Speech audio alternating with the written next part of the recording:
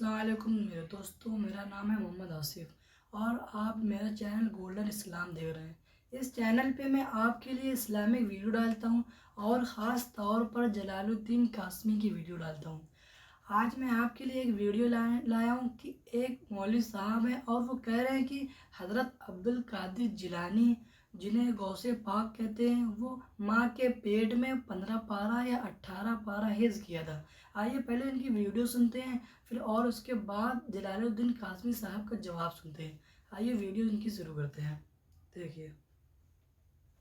ذرا ہمارے آقا غوث پاک کا مرتبہ بھی دیکھو کہ 4 سال 4 ماہ 4 دن کی عمر مبارک ہے ہمارے غوث پاک رحمت اللہ تعالی علیہ کو آج استاذ محترم کے روبرو قرآن پاک پڑھانے کے لیے آج پہلی مرتبہ بٹھایا گیا ہے۔ آج بسم اللہ خوانی کا فنکشن منعقد ہے، آج تقریب بسم اللہ ہے، آج غوث پاک کو قرآن پڑھانے کی ابتدا کی جا رہی ہے۔ ہمارے غوث پاک رضی اللہ تعالی عنہ کو آپ کے استاذ محترم نے اعوذ باللہ بسم اللہ پڑھایا ہے۔ غوث پاک اعوذ باللہ بسم اللہ پڑھنے کے بعد سورہ فاتحہ مکمل شروع کر دیتے ہیں، مکمل فرما دیتے ہیں۔ آپ کے استاذ محترم فرماتے ہیں، بیٹا عبدالقادر، کیا تمہیں آج پہلے پارے سے پڑھایا جائے گا؟ کیونکہ تم نے سورہ فاتحہ تو خود مکمل سنا دی ہے۔ غوث پاک فرماتے ہیں، حضور مجھے پہلا پارہ زبانی یاد ہے۔ ہمارے غوث پاک سے آپ کے استاذ محترم فرماتے ہیں، کیا تمہیں سیقول السفہاء سے پڑھانا ہے؟ غوث پاک فرماتے ہیں، حضور مجھے دوسرا پارہ بھی زبانی یاد ہے۔ آپ کے استاذ محترم کہتے ہیں، کیا آپ کو تلک رسول فضلنا بعضهم على بعض سے پڑھانا ہے؟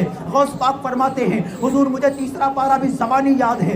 آپ کے استاذ محترم کہتے ہیں، کیا لن تنالوا البر حتى تنفقوا مما تحبون سے پڑھانا ہے؟ غوث پاک رحمت اللہ تعالی علیہ فرماتے ہیں، استاذ محترم مجھے یہ چوتھا پارہ بھی زبانی یاد، مجھے 15واں پارہ بھی زبانی یاد ہے۔ کیا قال علم قل سے پڑھانا ہے؟ فرماتے مجھے یہ 16واں پارہ بھی زبانی یاد ہے۔ غوث پاک کے استاذ محترم فرماتے ہیں، کیا اقترب للناس حسابهم سے پڑھانا ہے؟ غوث پاک فرماتے ہیں، حضور مجھے 17واں پارہ بھی زبانی یاد ہے۔ کیا قد افلح المؤمنون الذین سے پڑھانا ہے؟ غوث پاک فرماتے ہیں، حضور مجھے 18واں پارہ بھی زبانی یاد ہے۔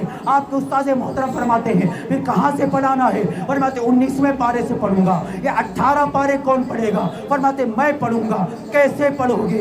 زبانی سناؤں گا۔ کہاں یاد کیا تھا؟ ماں کے شکم میں یاد کیا تھا۔ کیسے یاد کیا تھا؟ 18 ہی کیوں یاد کیا تھا؟ فرماتے ہیں، میری والدہ ام الخیر فاطمہ رضی اللہ تعالی عنہا، جو کہ یہ 18 پارے کی حافظہ تھی، یہ گھر کے کام کاج کرتے کرتے یہ قرآن کی تلاوت کیا کرتی تھی۔ مجھ سے سن کر میں اپنی ماں کے پیٹ کے اندر سے یہ 18 پارے زبانی یاد کے اللہ کی رحمت سے آ گیا۔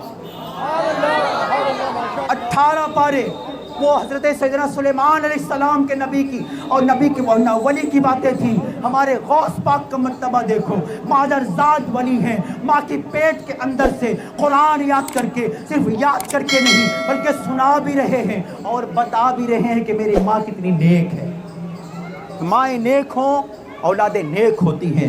ہمارے غوث کا کیا مقام و مرتبہ ہے، تو اسی لیے تو ہم کہتے ہیں نا کہ خدا کے فضل سے ہم پر ہے سایہ غوث اعظم کا، ہمیں دونوں جہاں میں ہے سہارا غوث اعظم کا۔ مریدی لا تخف کہہ کر تسلی دی غلاموں کو، قیامت تک رہے بے خوف بندہ غوث اعظم کا۔ ہماری لاج کس کے ہاتھ ہے؟ بغداد والے کے۔ مصیبت ٹال دینا کام کس کا؟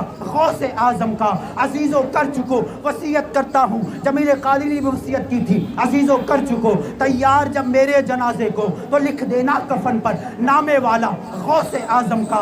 گئے ایک وقت میں 70 مریدوں کے یہاں میرے آقا، گئے ایک وقت میں 70 مریدوں کے یہاں آقا، سمجھ میں آ نہیں سکتا معمہ غوث اعظم کا۔